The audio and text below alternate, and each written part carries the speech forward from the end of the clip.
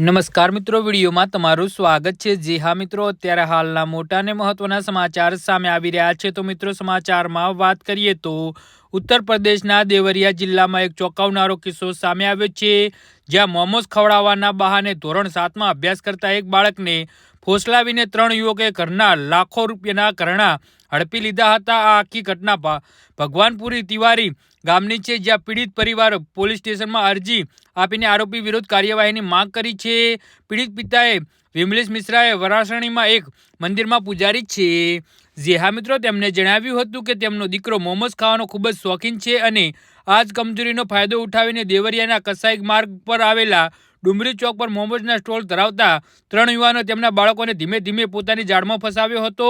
વિમલેશ મિશ્રાએ જણાવ્યું હતું કે આરોપીએ ઘણા દિવસોથી તેમના દીકરાને મોમોસ ખવડાવતા હતા અને પછી તેને ફોસલાવીને ઘરમાંથી દાગીના લાવવાનું કહેતા હતા। પૂજારી વિમલેશ મિશ્રાએ કહ્યું હતું કે ઘરમાં તેમના અને તેમની બહેનના આશરે 85 લાખ રૂપિયાના દાગીના પડ્યા હતા।